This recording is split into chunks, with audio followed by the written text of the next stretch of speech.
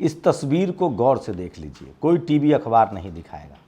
ये Bombay high court के Nagpur bench के जस्टिस रोहित दवे हैं। इन्होंने भरी अदालत में इस्तीफा दे दिया। आपको पता है इन्होंने क्या कहा?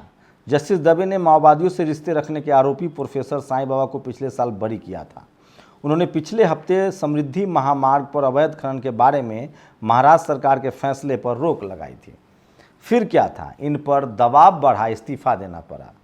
इन्होंने कहा कि मेरा ज़मीर गवाही नहीं देता है और अब मैं और काम नहीं कर सकता हूं, और इन्होंने इस्तीफा दे दिया।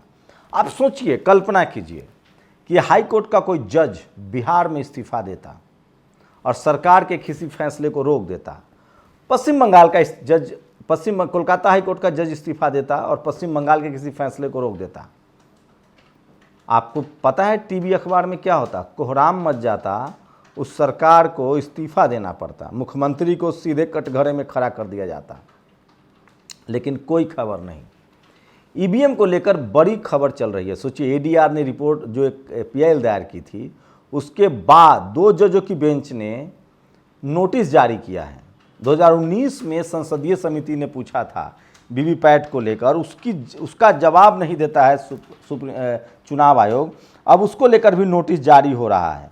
तो ये तमाम खबरें हैं जो आपसे छुपाया जा रहा है। सोचिए, ये तस्वीरें हैं लखनऊ की। टमाटर के लिए लाइन लगी है। अखिलेश यादव ने ट्वीट किया, ये सब हाई प्रोफाइल सोसाइटी में रहते हैं, कौन लोग हैं? अगर यही तस्वीर किसी गैर बीजेपी शासित राज्य की होती या गैर बीजेपी की सरकार होती तो भाई साहब, प्याज पर भी सरकारें गिरी हैं।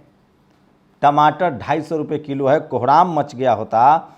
लेकिन इस देश की मीडिया पाकिस्तान का टमाटर तो दिखाता है, पाकिस्तान की महंगाई तो दिखाता है, भारत की महंगाई नहीं दिखाता। और सोचिए, कल्पना कीजिए, जब ये फ्लैटों में रहने वाले, बड़े सोसाइटी में रहने वाले धन्ना सेठ जब टमाटर की लाइन में लगे हैं, तो इस देश के 90 करोड़ लोग जो 25,000, 10,000, 50,000 से नीचे कमाते हैं, उनकी क्या हालत होगी?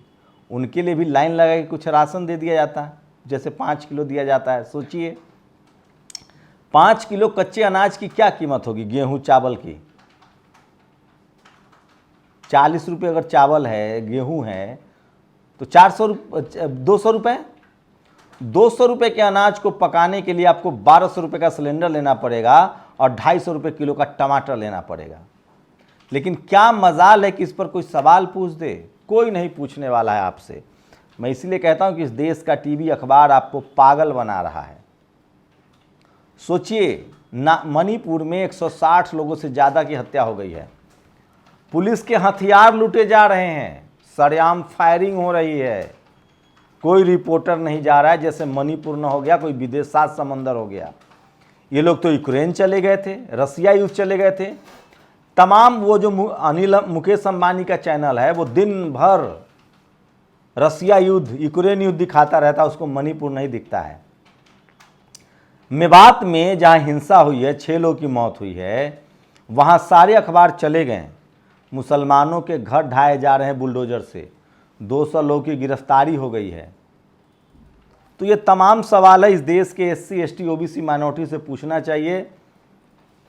कम से कम मैं कह रहा हूं कि इस देश की जो बहुजन लीडरशिप वाली पार्टियां हैं और वो तमाम मुस्लिम समाज के चैनल भी जो धर्म की आग दिन रात, मैं फिर कह रहा हूं, इधर वाले हो चाहे उधर वाले हो, धर्म के नाम पर जो आपको भड़काता है, बहकाता है, वो आपके बच्चों का दुश्मन है, वो आपके पढ़ाई लिखाई का दुश्मन है। धर्म के नाम पर जो आपको भड़काता है, वो आपके पढ़ाई लिखाई का दुश्मन है।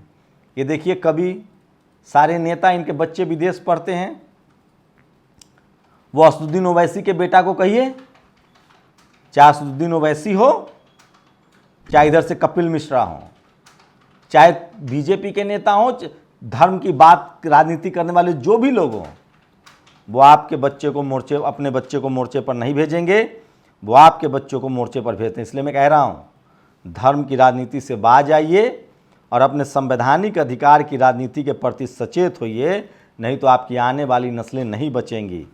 समझ लीजिए। तो अच्छा है, वो फिल्म क्रिटिक ने कहा है मणिपुर में रोज़ हिंसा हो रही है, 3 महीने से ऊपर हो गए, आज भी वो आगजनी की खबरें हैं, 3 लोगों के मारे जाने की खबर। लेकिन इस नोएडा में बैठे दलाल मीडिया चैनलों को दिन रात सिर्फ और सिर्फ मेवात की खबर दिखानी है। ऐसा लगता है मणिपुर इस देश का हिस्सा नहीं है, गिरीश मालवीय। ईवीएम पर बात करना है तो आज से ही शुरू कर दीजिए, क्योंकि यदि आप बोलने गए तो यह कहेंगे कि फलानी पार्टी जीत गई अब क्यों बोल रहे हो, ढिकानी पार्टी जीत गई अब क्यों बोल रहे हो। आज लोगों ने सवाल करना शुरू किया है तो कुछ हो सकता है, बाद में बोलने भी गए कहाँ जा सकता है। 2024 फिर से हो जाने दो, फिर देखेंगे। आज ही बोलना है, इसलिए भी जरूरी है क्योंकि देश भर में चुनाव आयोग 2024 के लिए ईवीएम और वीवीपैट की फर्स्ट लेवल चेकिंग के लिए विभिन्न जिलों में अपने इंजीनियर भेज रहा है। ये पूछना जरूरी है कि इंजीनियर कहाँ से आए हैं, ये चुनाव आयोग में काम करते हैं या ठेके पर बुलाए गए हैं। अगर इंजीनियर ठेके पर बुलाए गए हैं तो कैसे किसी प्राइवेट फर्म से इंजीनियर बुलाए जा रहे हैं, ये ठेके देने के लिए क्या प्रक्रिया अपनाई जा रही है, सबको पता चलना चाहिए। और सोचिए कौन है इंजीनियर। 2019 के लोकसभा चुनाव में ईवीएम और वीवीपैट की गिनती में कई विसंगति पाई गई थी, और यदि हाँ तो क्या सुधारात्मक उपाय किए गए। ये प्रश्न मैं नहीं पूछ रहा, यह प्रश्न 2019 में संसद में यह प्रश्न 2019 में संसद में पूछा गया था, और आपको जानकर आश्चर्य होगा इसका जवाब सरकार द्वारा अभी तक नहीं दिया गया है। ऊपर से 2019 के इलेक्शन में इस्तेमाल हुई 37% वीवीपैट खराब होने की खबर है। ये सारी खबरें हैं जो सोशल मीडिया पर आपको नहीं बताया जा रहा है। सवाल है कि इंजीनियर कौन है, इनकी वैचारिक सहमति क्या है। आप कैसे भरोसा कर सकते हैं कि कोई इंजीनियर इसमें गड़बड़ी नहीं करेगा जब ट्रेन में पार्टी के नाम पर गोलियां चल जा रही है। तो सोचिए, इस तरह से ये तमाम खबरें हैं जो सोशल मीडिया पर वायरल है, लेकिन कोई आपको दिखाने के लिए तैयार नहीं है। मैं इसलिए कह रहा हूँ कि सोशल मीडिया ही सच्चा मीडिया है, सोशल मीडिया ही बहुजन मीडिया है।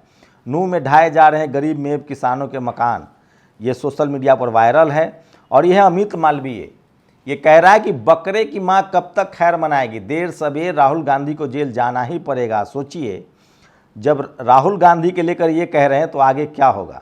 और राहुल की सुनवाई के दौरान चीफ जस्टिस को खटके एससी के कुछ फैसले, एससी को सॉलिसिटर जनरल को हाथ जोड़ने पड़ गए। RS Gavai schedule caste community से आते हैं, उन्होंने ही राहुल गांधी को जीवन दान दिया है। वो जब कुछ फैसले पढ़ रहे थे तो उन्होंने कहा कि मुझे हाईकोर्ट, गुजरात हाईकोर्ट के कुछ फैसले खटक रहे हैं।